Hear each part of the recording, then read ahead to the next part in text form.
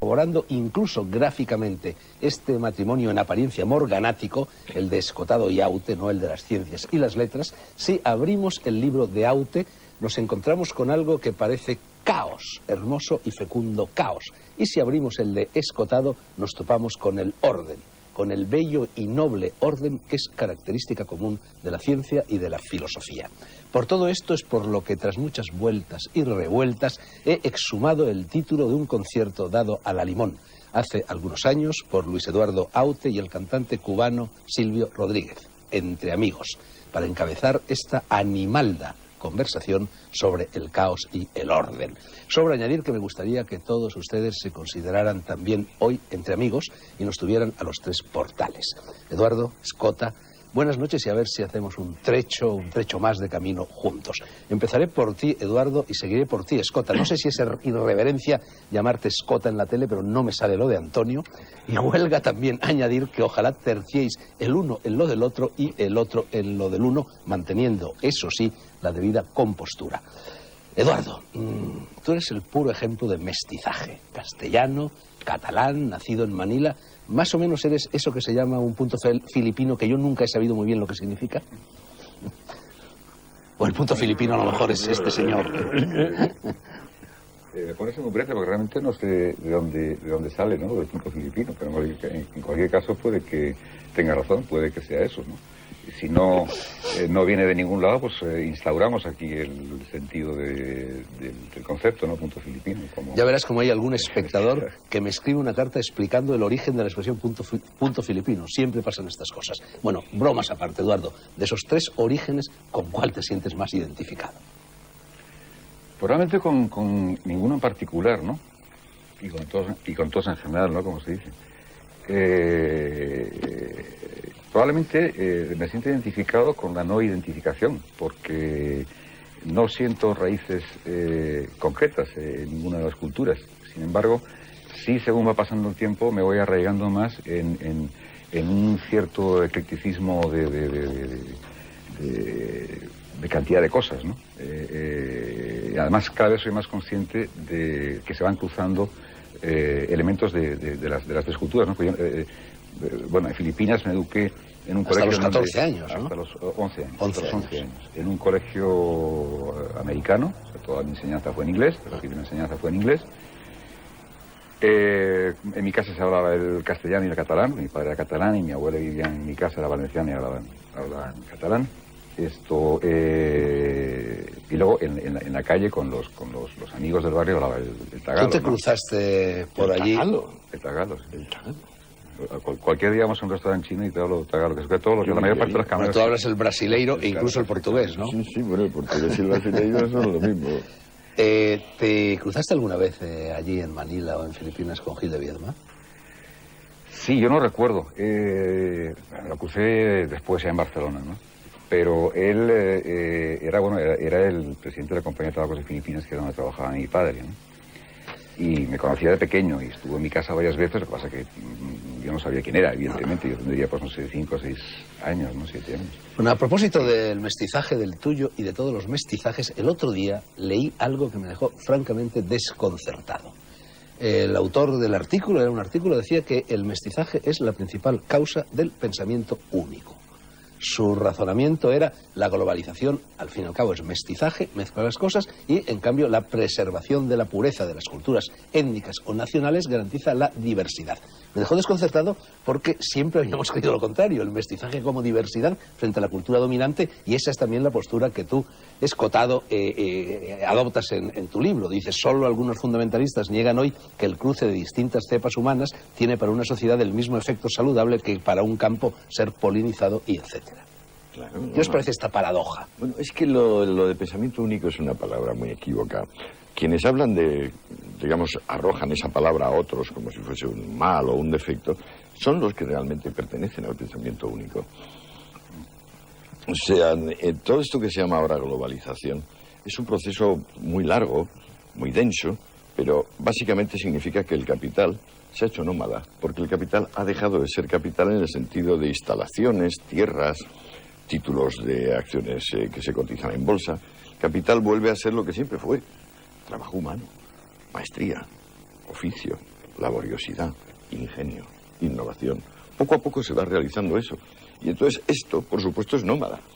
O sea, no puedes retenerlo, no es que surja en un sitio y ahí se queda y puedes cobrarle aranceles al que entre o al que salga. Lo único que creo es que el proceso de globalización tiene que continuar, y no ser solo globalización económica, tiene que ser globalización jurídica.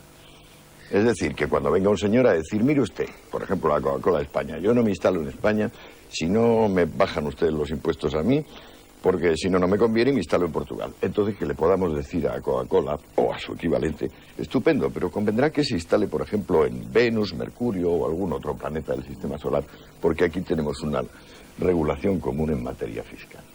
Bueno, esto era un paréntesis. Eduardo, dejémoslo, sigamos con... Yo creo que el pensamiento único, en ese sentido, no estoy de acuerdo en cuanto a que el mestizaje pueda dar un pensamiento único. En todo caso, puede dar una cultura que se vaya unificando, una cultura única, si quieres, pero no pensamiento, ¿no? Puesto que cada cultura tiene sus propios criterios. Entonces hay un enriquecimiento de pensamiento, que siempre es bueno, ¿no? Pero a no ser que se convierta en eso que la Escuela de Frankfurt llamaba discurso de valores dominante, como en cierto modo está sucediendo, ¿no?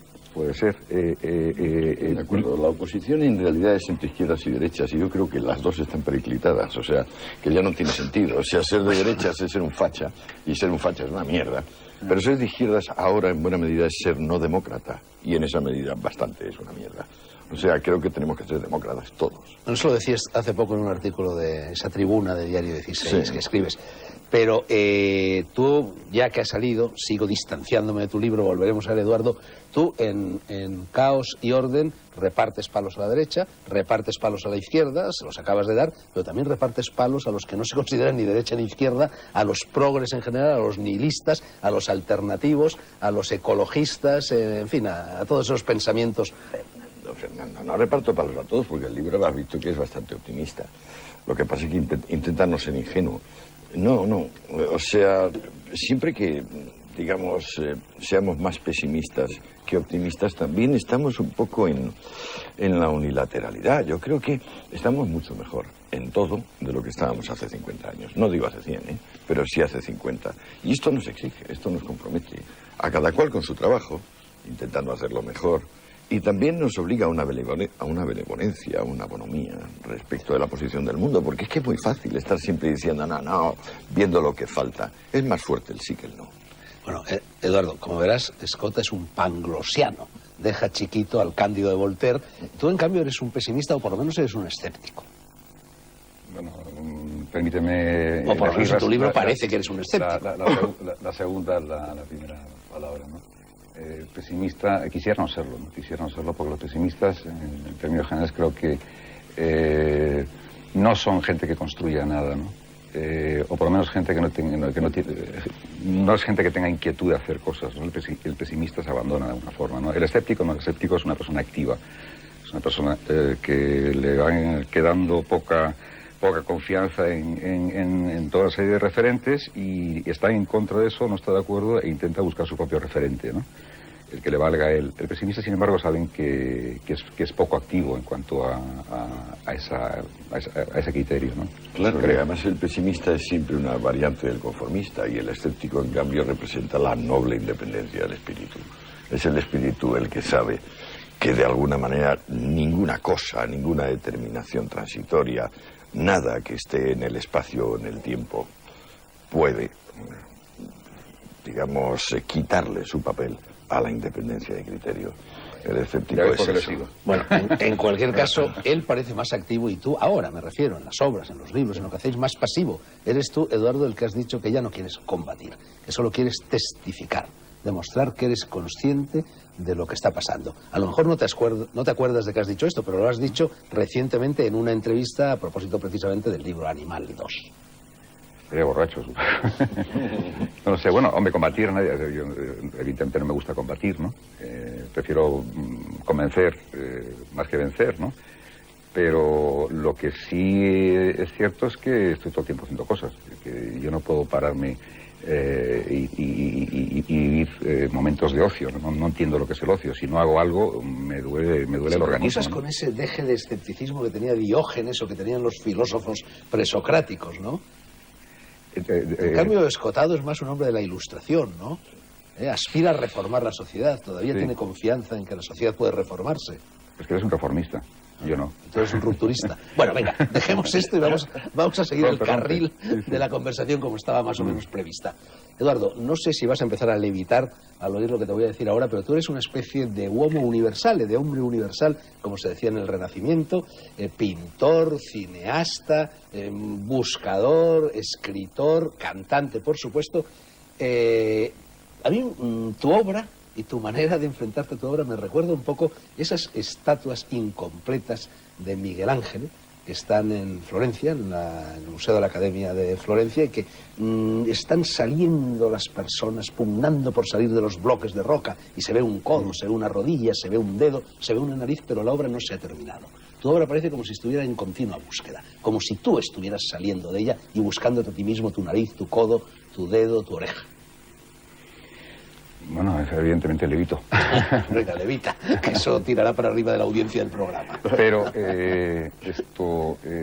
seguramente sí tienes razón, ¿no? Pues, no trabajo pensando en un objetivo, ¿no? En llegar a ningún sitio. Simplemente me pongo a hacer las cosas que me apetece hacer, las que creo que me pueden divertir en ese momento, me puedan inquietar, sea en una manera de expresión o en otra, ¿no? Soy muy curioso por otro lado, entonces me gusta tocar todos los terrenos que de alguna forma me resultan atractivos, ¿no? Para comunicar algo, ¿no? Me da igual prefiero hacerlo bien que no mal, evidentemente, no intento hacerlo bien y no mal, pero para mí la aventura es meterme a descubrir aquello que desconozco, ¿no? Y entonces toco todos esos palos, pero por no aburrirme. Soy muy poco amigo de las disciplinas, soy muy indisciplinado y en ese sentido creo que me costaría mucho, me cuesta mucho ubicarme en una sola disciplina porque me aburro. Respeto muchísimo a la gente que dedica toda su vida a un solo trabajo, ¿no? A una sola disciplina, ¿no? Me parece respetabilísimo, pero yo soy incapaz. Soy puro inquieto y necesito meterme en todos los terrenos. Es Da Vinciano, o sea, es un hombre de todas las estaciones, de todos los momentos. Él no puede ser, y además tiene ese sentido tan extraordinario de humildad cuando no tendría por qué tenerlo. Pues claro, dice, me gustaría hacer las cosas mejor, tal, no sé qué. Es evidente que las hace de puta madre, pero esa es su línea. Pero ¿cómo humildad si acaba de levitar? Me has levitado tú. Eduardo, bueno, a ti te interesa más el artista que la obra del artista. Te interesa más lo autobiográfico, y toda tu obra en definitiva es autobiográfico. Te interesa Hemingway, te interesa Buñuel, te interesa Dalí, te interesa Goya, te interesan estos artistas que, por así decir, eran más papistas que el Papa, más artistas que el arte. No es que me interesen esos artistas en concreto, porque me interesan muchísimos artistas que han hecho una obra maravillosa sin moverse del salón de su casa, ¿no? Yo que sé, Alexandre, por ejemplo, podríamos hablar un montón, ¿no? Proust, por ejemplo, ¿no? Bueno, pues no es que no se moviera de su casa, no se moviera de su cama. De su cama, sí.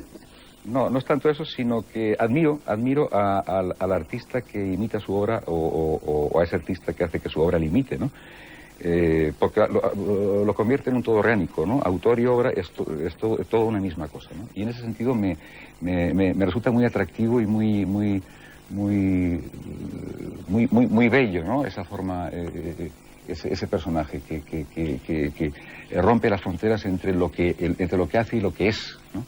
Me parece admirable en ese sentido. Por lo menos me produce mucha curiosidad ese tipo de autores, ¿no? Pero en ningún momento rechazo al autor absolutamente dedicado en su rincón a hacer una obra absolutamente maravillosa.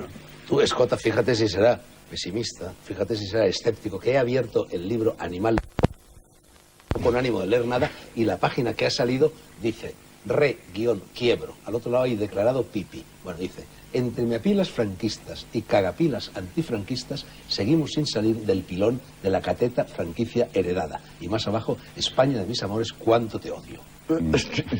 Bueno, Eduardo, yo hay siempre una pregunta que por curiosidad quiero hacerte y siempre se me olvida hacértela. ¿A ti te desvió de otras formas del arte, como la pintura o como el cine, la canción, el éxito que desde el primer momento conseguiste como cantante? ¿Te apartó un poco? Me apartó, pero yo me dejé apartar también. Es decir, yo jamás hubiera pensado de cuando era niño que yo iba a escribir canciones y sobre todo que me iba a subir a un escenario a cantar. Vamos, era lo último que se me hubiera ocurrido, ¿no? Pero de alguna forma, si lo he hecho es porque evidentemente lo he aceptado. Es un desvío que, valga la redundancia, me desvía, pero que tomo ese tren del desvío con placer, ¿no? Porque es probablemente algo que la música siempre me interesó, y tocaba un poco la guitarra, y entonces yo tocaba muy mal a guitarra las canciones de otros. Entonces, con tal de no aprender a tocar esas canciones con la guitarra, digo, me las hago yo y me resulta mucho más fácil, ¿no? Entonces, bueno, ahí eso fue el motor que me metió. ¿No crees que en estos momentos, ¿no?, hay, en la sociedad en general, un predominio excesivo de la música? Y algo así como la música como nuevo opio del pueblo, o por lo menos como opio de los jóvenes. ¿No se le podría aplicar a esa excesiva presencia de la música el viejo principio délfico de nada en exceso? Bueno, está desapareciendo el rock, ¿eh? Eduardo ya me lo dijo hace tiempo, ahora estoy de acuerdo con él. El rock fue un movimiento, una irrupción muy violenta que ahora se está calmando a pasos agigantados. Quedan un poco de gran rock que hubo, por supuesto, pero deja su pozo, pero no tiene la energía que tenía. No. Bueno, ojalá fuera música lo que realmente escucháramos, ¿no?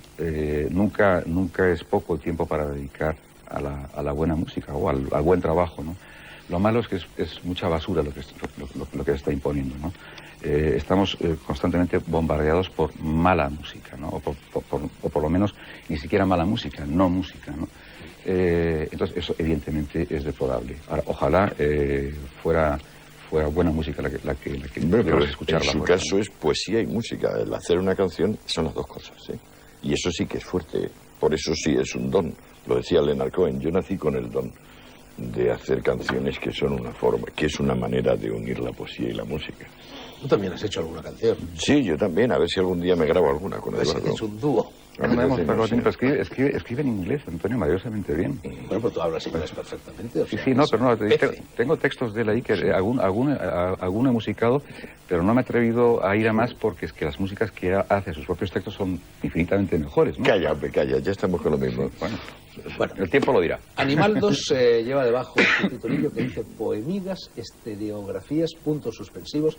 En la parte final del libro hay pues una serie de fotografías muy curiosas, algunas de ellas francamente eróticas, fotografías dobles que reproducen aquella vieja técnica de las fotografías estereoscópicas que veíamos aplicándonos unas gafas, e incluso todas instrucciones para que, cruzando los ojos, quizá como Carlos Castaneda, no lo sé, en las enseñanzas de Don Juan, dices que las imágenes se superponen. ¿Querrías, por favor, dar un ejemplo práctico? Porque yo me he pasado horas cruzando, si tuviera una cámara puesta los aquí en el ojos cerebro. ¿Tú crees que de verdad, mirando esto y cruzando los ojos, mirándose la punta de la nariz, o qué? ¿Se superponen las imágenes? Se superpone y además se produce el efecto de relieve. Porque hay una pequeña, entre dibujo y dibujo hay una pequeña diferencia de perspectiva. Esa diferencia de perspectiva es justo la diferencia que hay entre pupila y pupila, que es lo que produce la sensación de relieve al ver algo, ¿no? Entonces, al visquear, lo lógico sería verlo con un estereoscopio, que es un aparato inventado desde hace muchísimo tiempo, que eran sobre todo fotografías pornográficas de finales del siglo, que se veían en relieve. Claro, eran fotografías de todo tipo. En la casa de mis abuelos había un aparato de esos y no había fotografías pornográficas, por desgracia. Porque tu abuelo no le dejaría, tu abuelo escondería las pornos, fotografías normales, bueno, las estereografías ya más o menos hemos explicado lo que son y además las han visto los espectadores. Pero los poemigas, o las poemigas, ¿masculino o femenino? Pues me ha puesto en un brete, porque no andrógino. Poemiga andrógino, en todo caso. Bueno, ¿qué son las poemigas? Sí. ¿Qué es lo que más hay en el libro? Pues ¿no? sí, bueno, pues son esos textos breves que no son ni greguerías, ni haikus, ni epigramas, ni sé lo que es, ¿no? Entonces, los he bautizado como poemigas, más en el primer libro, porque en el primer libro había más intención de poema, ¿no? Poema con juegos de palabras, con juegos de letras, ¿no? Y en este caso, en el 2, no hay tanto concepto poético, ¿no? Son más textos lúdicos que intentan atravesar las palabras, ir un poco al otro lado del espejo de las palabras, retorciéndolas, destruyéndolas para encontrar conceptos ocultos que hay detrás de las palabras, ¿no? El título del libro ilustra muy bien toda la intención de estos textos, ¿no? La palabra animal, que habitualmente utilizamos como sinónimo de bestia, no tiene nada que ver con la bestia. Como se decía, los animales no tienen alma, es una barbaridad. porque animal viene del latín anima, entonces más almático que lo animal no hay nada, ¿no? Pues, evidentemente, una cosa es, le quitas la L a animal y es ánima, ¿no? Evidentemente, el animal tiene alma, ¿no? El título explica efectivamente muy bien el libro, pero también lo explica el prólogo de Carlos Edmundo de Ori. ¿Qué es de él? ¿Dónde lo has encontrado? ¿Está todavía en el sur de Francia? Está en el sur de Francia, en un pueblo precioso, en Tessiglimont. Una casita preciosa, poesía, bien está con un vigor tremendo, escribe poesía. Me acaba de editar un libro hace poco, acaba de presentarlo hace un par de meses. Sí, el libro lo tengo. Precioso libro. A ver si le convences para que venga negro sobre blanco, Eduardo. Ah, no, seguro, si me lo invitas, evidentemente. Invitado queda. ¿No? Y el libro lo explica también muy bien una cita de Ernesto Sábato, que lleva al principio, que dice: el hombre de hoy es una venda que envuelve el vacío absoluto.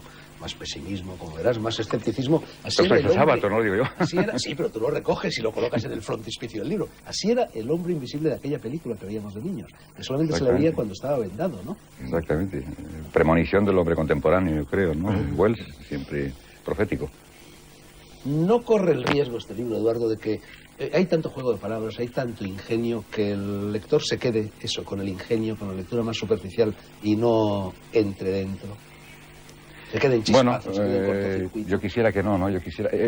la intención del libro era hacer primero un libro divertido, un libro que incluso la gente se riera leyéndolo, y efectivamente hay amigos que lo han leído y de repente los veo riéndose después de leer un texto, ¿no?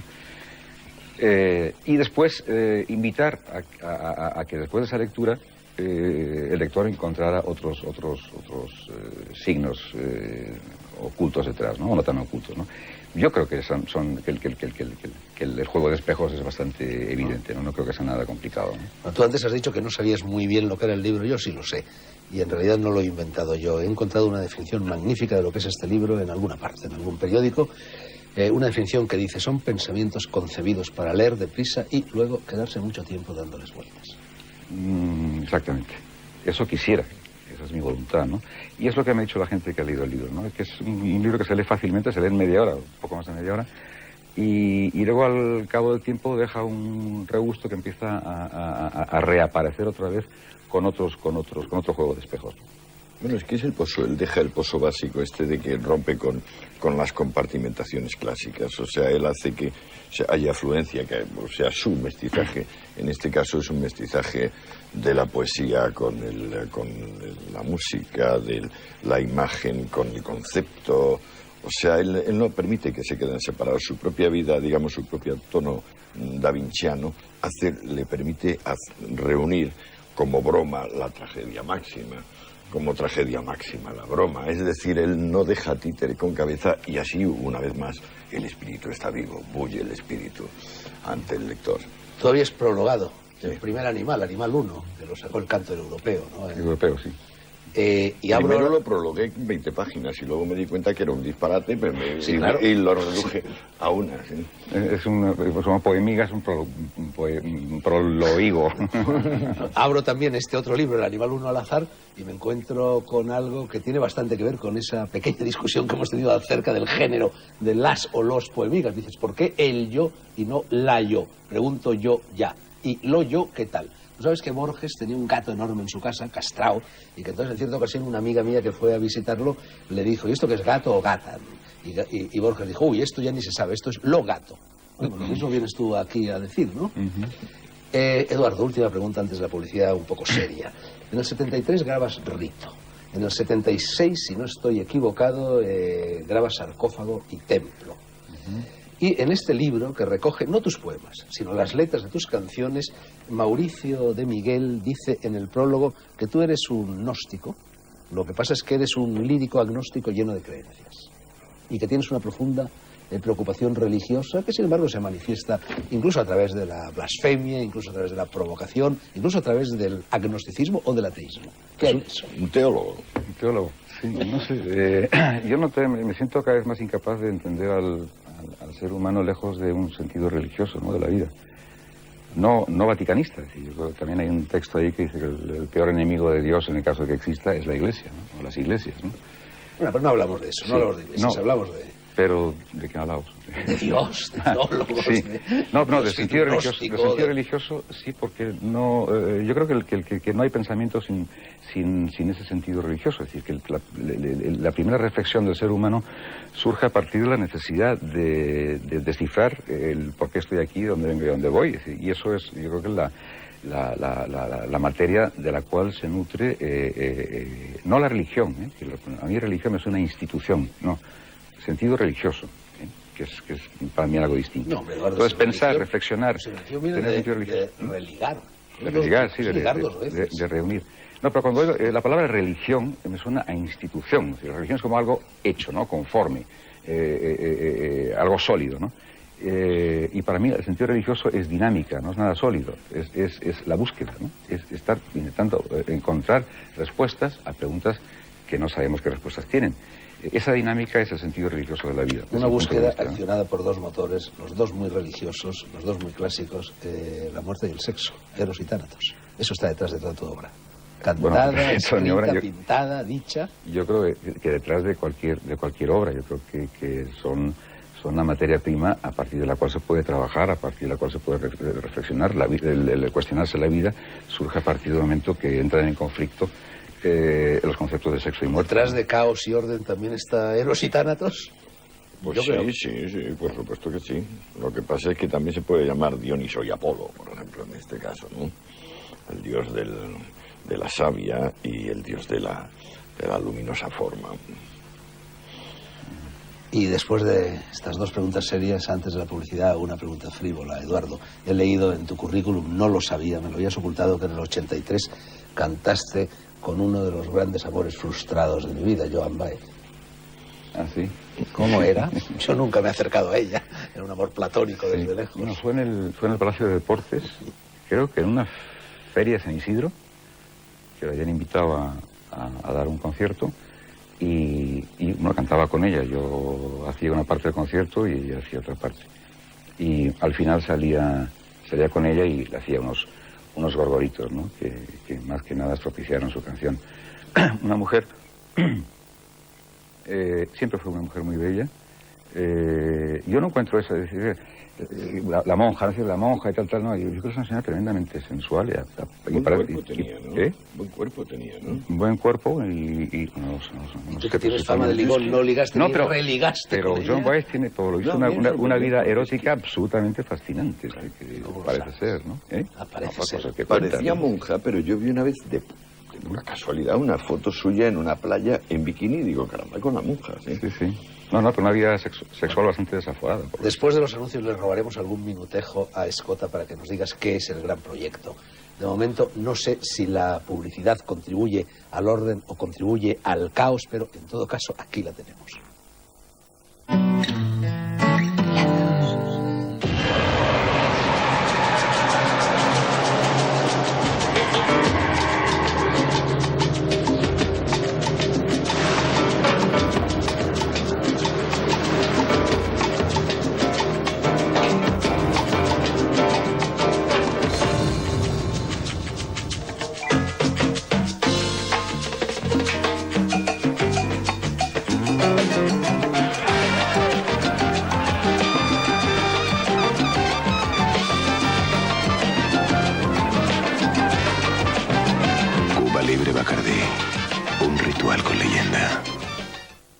Supongo que no vas a salir ahora.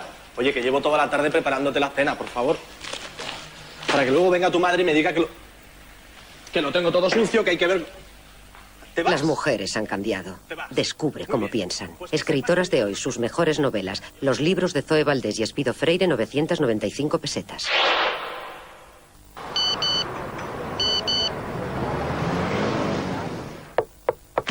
El nuevo Nokia 3210 Dual es tan divertido por fuera como serio por dentro. Podrás enviar mensajes con imágenes y hablar durante mucho más tiempo. Además, con el nuevo Nokia 3210, tú mismo podrás cambiar las carcasas en segundos para adaptarlas a tu propio estilo. Nokia. Connecting People. Hay un chico al que me gustaría meter en la ducha. Sí, es guapo, inteligente, divertido. Y ya que voy a meterlo en la ducha, le quito de la cabeza lo que no me gusta. Caspa, me encantaría acariciarle el pelo y que él hiciera lo mismo. A mí me ha pasado y sé que lo único que necesita es HS. Y nunca tendrá caspa otra vez. Su pelo estará siempre perfecto.